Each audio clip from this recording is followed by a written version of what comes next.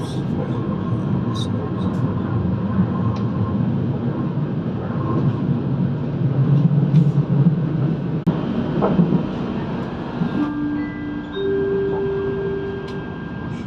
berikutnya, Taman Wahyu.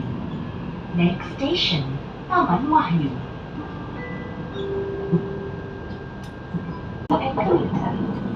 Tahukah anda perkhidmatan kereta impian juga dimaklum atau dilakukan kampung dari lengkap saja pun atau buat pilihan tiket melalui mesin kios tiket yang disediakan di stesen.